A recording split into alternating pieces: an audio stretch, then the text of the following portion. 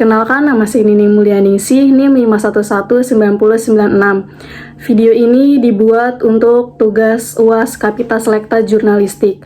Sebelumnya, saya ingin mengucapkan terima kasih kepada Bapak Media Sucahya MSI selaku dosen pengampu mata kuliah Kapita Selekta Jurnalistik, dan juga saya ingin mengucapkan terima kasih kepada Ibu Indriati Azhar Firdausi MIKOL sebagai Ketua Prodi Ilmu Komunikasi.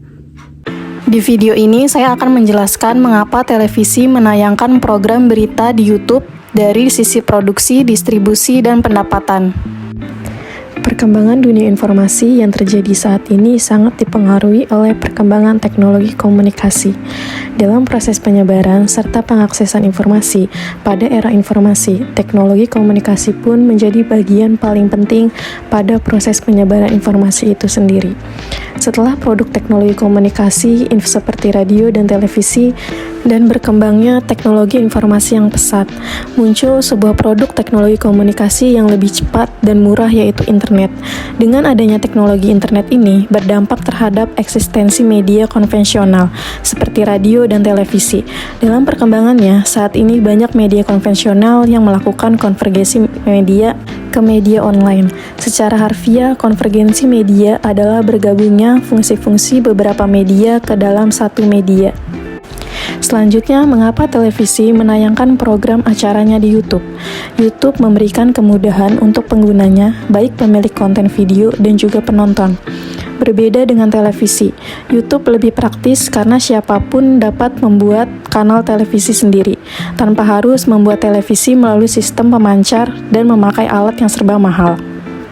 Penonton juga dapat langsung saling berinteraksi dengan memberikan komentar pada video yang ingin dikomentarinya. Berbagai macam berita, mulai dari berita peristiwa, kriminal, gaya hidup, olahraga, dan segala hal yang terjadi dengan cepat dapat disaksikan oleh penonton langsung melalui perangkat digital seperti komputer, smartphone, dan segala jenisnya, selama perangkat tersebut terhubung dengan internet.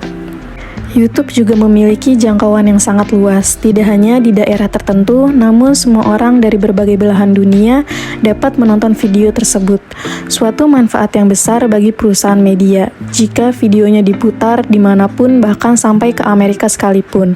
Kita dapat juga menjadi orang tercepat yang dapat menonton video yang baru diunggah dengan menggunakan fitur berlangganan atau subscribe pada YouTube, yaitu berlangganan video tanpa harus membayar sekalipun. Salah satu media televisi yang memanfaatkan YouTube sebagai media penyebaran berita yaitu TV One.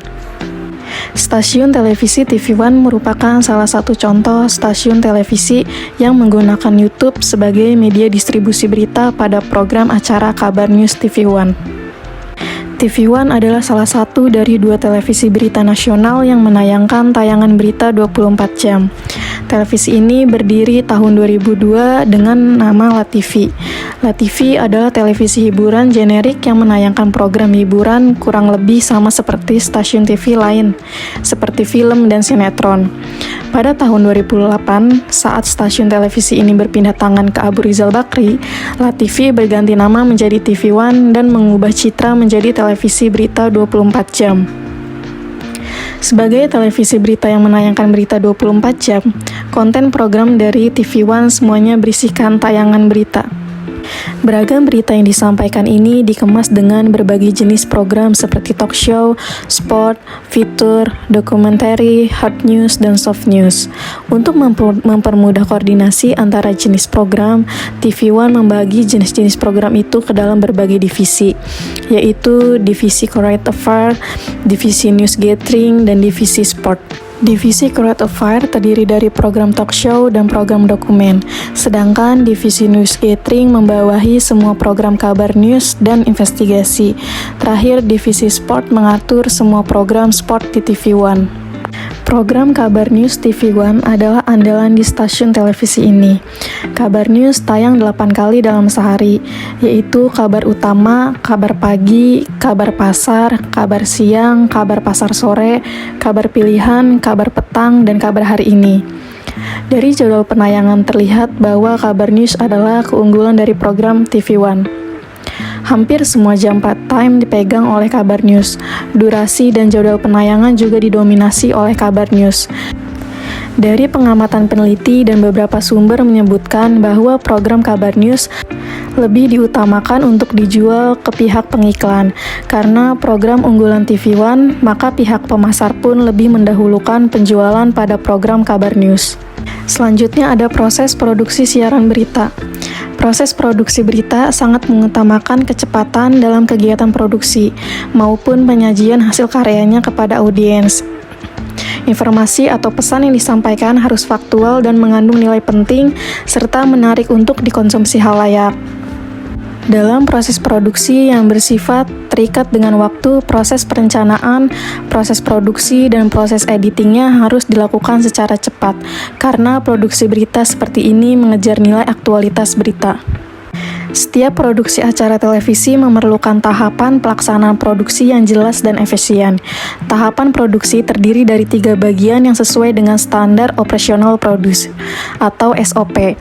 Karena berita terikat dengan nilai aktualitas dan faktualitasnya yang tinggi, maka perlu melewati tahap tersebut.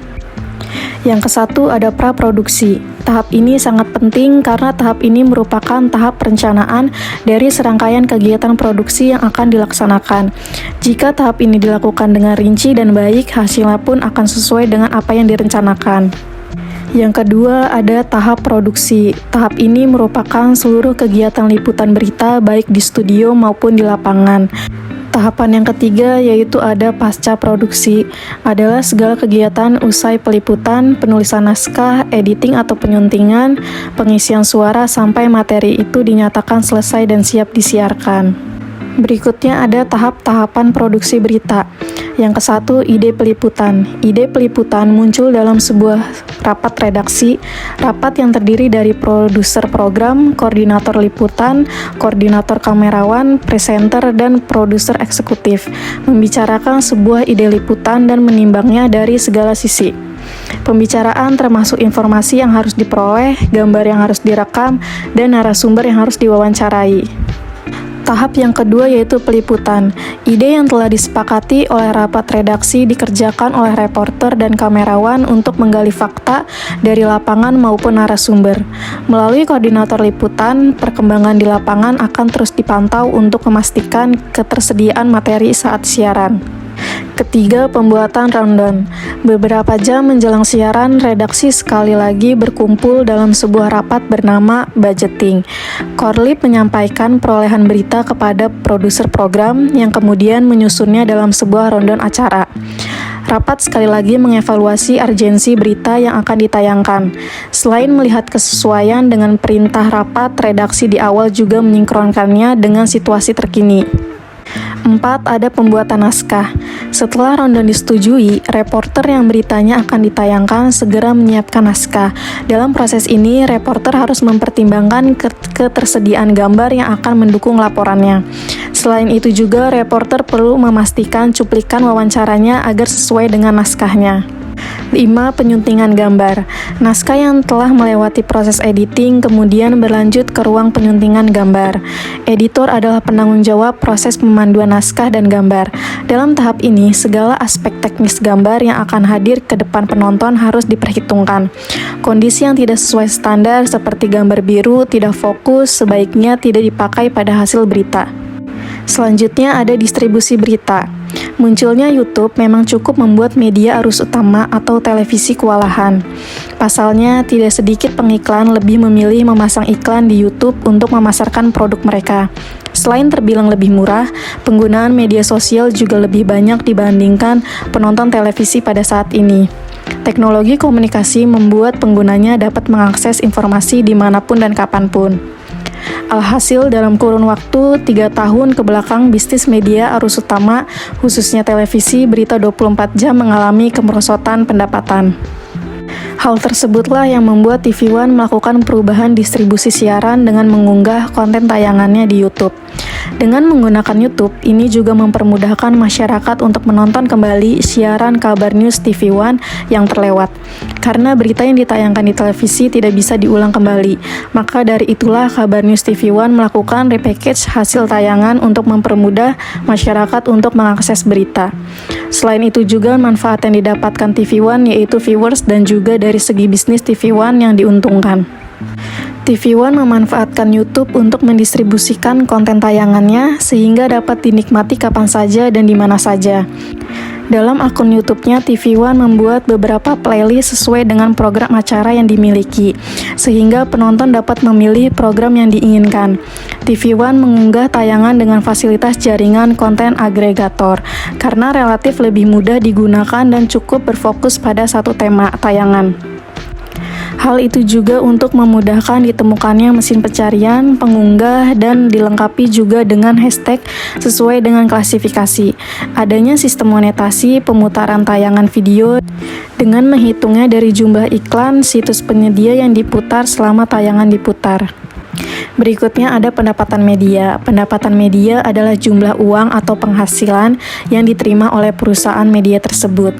Pendapatan yang dihasilkan suatu perusahaan media biasanya berasal dari iklan, penjualan produk, atau jasa.